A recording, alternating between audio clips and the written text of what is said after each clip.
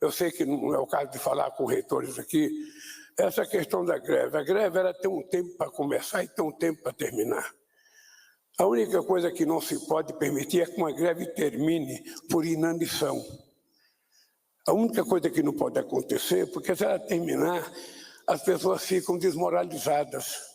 Então, o dirigente sindical, ele tem que ter coragem de propor, ele tem que ter coragem de negociar, mas ele tem que ter coragem de tomar decisões que muitas vezes não é o tudo ou nada que ele apregoou. Eu sou um dirigente sindical que eu nasci no tudo ou nada.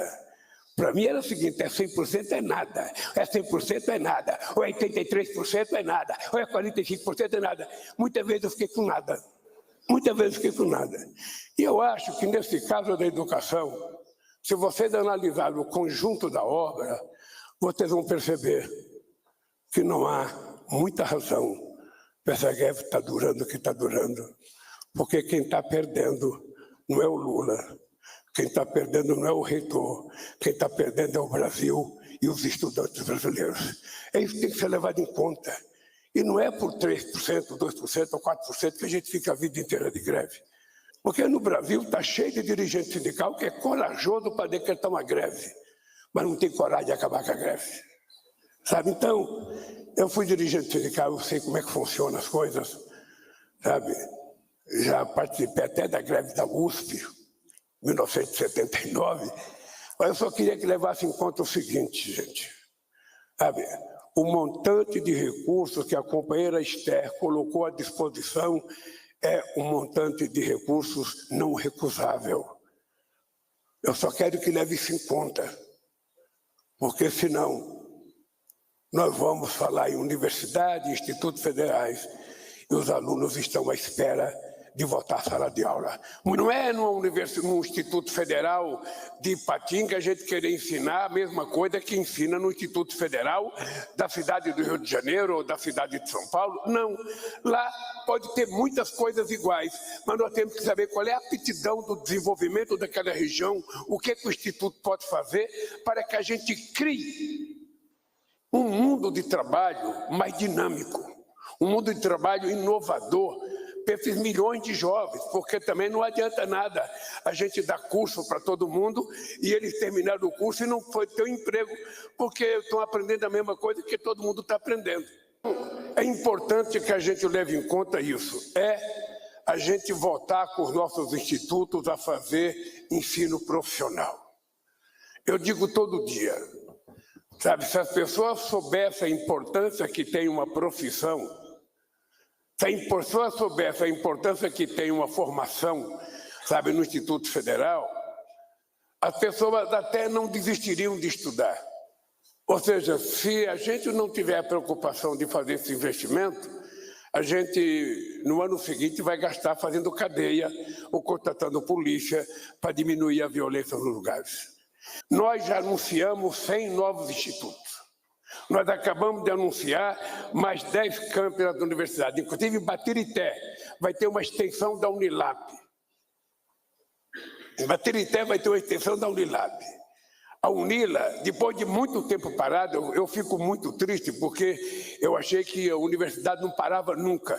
E eu, depois de voltar a presidente, eu descobri que a Unila estava como nós deixamos, ou seja, não aconteceu nada na Unila. Se não tem terreno, vamos comprar o terreno. Os reitores podem ir nos prefeitos e saber se tem prédio na cidade que a gente pode colocar um instituto. O que a gente não pode é anunciar e um ano depois não ter acontecido nada.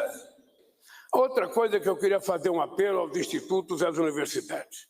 Eu participei de uma reunião do Conselho Nacional de Ciência e Tecnologia. E a reunião era para discutir inteligência artificial. Eu resolvi fazer um desafio. Olha que a gente apresenta um projeto de inteligência artificial feito por esse país. E eu quero fazer um desafio para as universidades aqui presentes.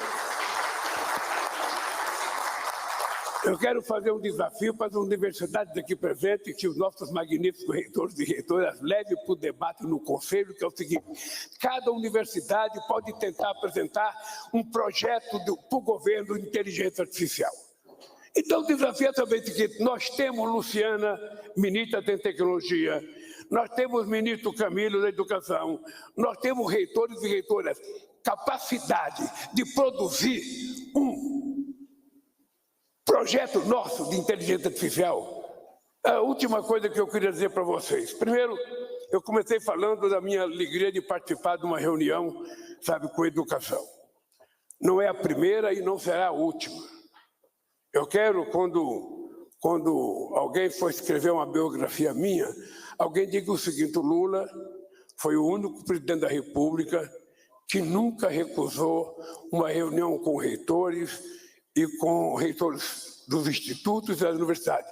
E quando os reitores não pediam reunião, era o Lula que telefonava para eles que queria fazer uma reunião. Sabe, como é que você... Eu fico muito triste, confesso para vocês que tem uma coisa que me baqueia, é ver no jornal: Universidade Federal do Rio de Janeiro não tem dinheiro nem para pagar a conta da luz. Universidade não tem dinheiro para fazer tal coisa. Isso é uma coisa melancólica, é uma coisa triste. Então, ao invés de sair na imprensa, venha para o governo e diga o seguinte: está faltando outra coisa, prova que está faltando, que a gente tem que arrumar dinheiro. E vocês têm que ajudar o governo. Por quê? Porque nesse país, a elite política nunca teve preocupação com a educação do povo, porque os filhos deles vão estudar no exterior.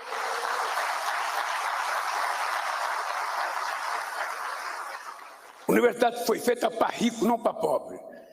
E quando a gente faz uma inversão de que a universidade não é para rico nem para pobre, a universidade é para quem quer estudar e consegue, dentro da regra do jogo, competir. Sabe, é para todo mundo.